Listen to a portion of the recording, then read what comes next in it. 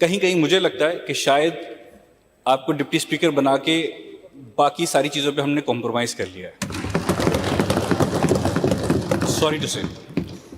لیکن کیونکہ ہم جب بھی کسی چیز کی ڈیمانڈ کرتے ہیں تو ہمیں سے یہی کہا جاتا ہے کہ دیکھیں اینتھنی نوی صاحب بیٹھے ہوئے ایز اے ڈپٹی اسپیکر، یہ ہمارا کریڈٹ ہے. بالکل آپ کا کریڈٹ ہے. مائنورٹیز کا ویلفیئر فنڈ ہے، مجھے اس پہ کچھ اعتراض ہے. اعتراض یہ ہے کہ جو ہم چیکس بانٹتے ہیں غریبوں میں، اس کا اینڈ آف دا ڈے یا 1 سال کے بعد 5 سال کے بعد اثر کیا ہوتا ہے؟ وہ ہم چیک دے دیتے ہیں 5-10 ہزار روپے، وہ بیچارہ خرچ کر لیتا ہے. فائدہ کیا ہوا اس کی؟ کیسے زندگی امپروو ہوئی؟ اس کی کوئی لائف اپلفٹ ہوئی؟ کچھ بھی نہیں ہوتا. یہ ہم پیسے اپنے ہی کارکنوں کو بانٹ دیتے ہیں، آپ اپنے پارٹی ورکرز کو بانٹ دیتے ہیں، کچھ غریب لوگوں کو شاید مل جاتا ہے. بھیل باگڑی جو بھی شیڈول کاسٹ ہے ان تک یہ چیکس پہنچتے بھی نہیں ہیں، جو کہ انتہائی شرمناک ہے.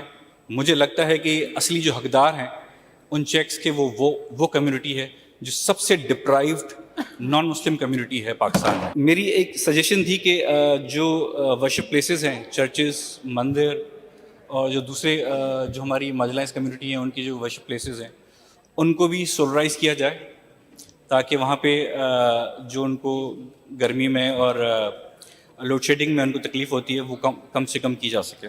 مائنورٹیز کے نام سے وائن شاپس چلتے ہیں یہاں پہ پاکستان میں، سندھ میں اسپیشلی. ان کے لائسنس ہمارے نام پہ ایشو ہوتے ہیں. جب وہ چیزیں مسلمانوں کے لیے حرام ہیں تو چلیں وہ پیتے، میں ان کو منع نہیں کروں گا، ان کی اپنی پرسنل چوائس ہے. لیکن جو اس سے ارننگ ہوتی ہے ان وائن شاپ سے، ان لیکر بزنسز سے، وہ میرا خیال ہے وہ جب آپ خزانے میں ڈالتے ہیں تو وہ آپ پورا خزانہ بھی حرام کر دیتے ہیں مسلمان. میری ایک چھوٹی سی سجیشن ہے کہ آپ اس چنک کو آپ کم از کم نان مسلم جو کمیونٹی یہاں پہ رہتی ہے اس کی ویلفیئر کے لیے خرچ کر لیں. ویلفیئر فنڈ میں نے چیکس کی بات کی، میں چاہوں گا کہ اس کی جگہ پہ آپ ٹریننگ سینٹرز بنائیں، ان کے لیے امپلائمنٹ کے جو مواقع ہیں وہ میسر کریں ان کو، تاکہ جو ہماری پڑھی لکھی نان مسلم کمیونٹی ہے، چاہے وہ ہندو ہوں، کرسچنز ہوں، یا دوسری سکھ ہوں، عیسائی ہوں، وہ کنٹریبیوٹ کریں پازیٹیولی اس سندھ کی اکانومی میں.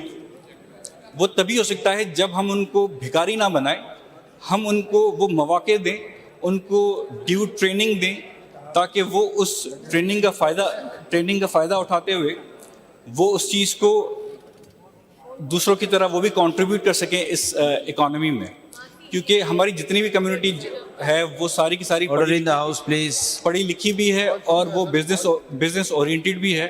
سندھ گورنمنٹ نے جو 25,000 ارب لگا لی ہیں جو شاید نظر نہیں آتے، میں نے آنکھیں بھی دوبارہ چیک کروائی تھی کہ شاید میری آنکھوں میں کوئی مسئلہ ہو، لیکن مجھے پھر بھی نظر نہیں آئے. مصطفیٰ کمال صاحب نے اپنی میئرشپ کے دور میں 300 ارب لگائے تھے، وہ آج بھی نظر آتے ہیں.